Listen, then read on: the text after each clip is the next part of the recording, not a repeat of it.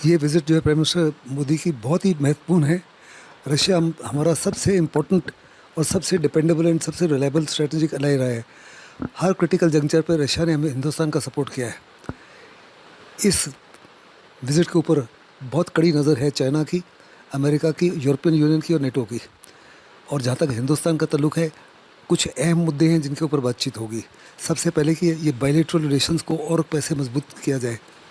दूसरा, इस समय का माहौल को देखते हुए ग्लोबल और रीजनल सिक्योरिटी और रीजनल इश्यूज़।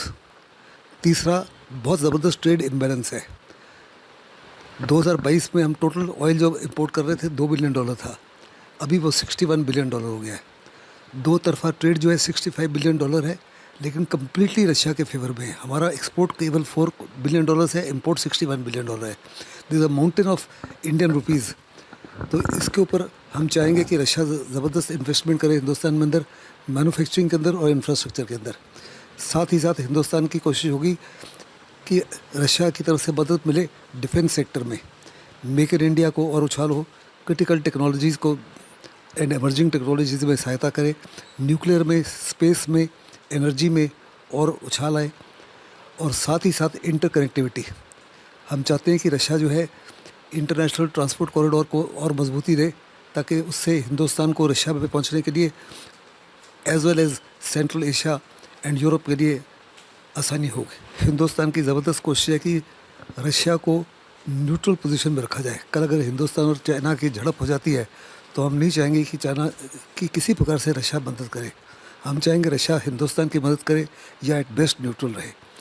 और दूसरा, चाइना को लेकर रशिया की भी बड़ी चिंताएं हैं, लेकिन इस समय मजबूरन वेस्ट की सैंक्शंस की बदौलत और वेस्ट के रवैया की बदौलत वो एक किस्म से चाइना के साथ मिल गया है।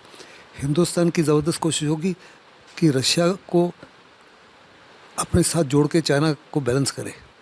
और हम ये भी चाहेंगे कि रशिया जो है चाइना को इन्फ्लुएंस करे। जो चाइना की एक्सपेंशनिस्ट पॉलिसी है हमारे LAC के ऊपर, उसके ऊपर थोड़ा रोक लगे। ये हिंदुस्तान के लिए बहुत ही ज़्यादा उछाल है, क्योंकि हमारे दो दुश्मन हैं और दोनों दुश्मन जो हैं काफ़ी ज़्यादा आर्बर में और आर्मर वॉरफेयर में काफ़ी ज़्यादा काबिल हैं। खास करके चाइना को निगाह में रखते हुए हिंदुस्तान जो है T-72 और T-90 के जो शेल्स हैं, जो हर प्रकार के मॉडर्न आर्मर को इंक्लूडिंग कॉम्पोजिट आर्मर को बर्बाद कर सकता है। ये जो शेल हैं ये टैंक आर्मर के अंदर घुसकर अंदर एक्सप्लोर करते हैं। यानी दूसरे लफ्ज़ों में हर प्रकार का टैंक जो है चाइना के पास या पाकिस्तान, उसको ये आसानी से बर्बाद कर सकते हैं।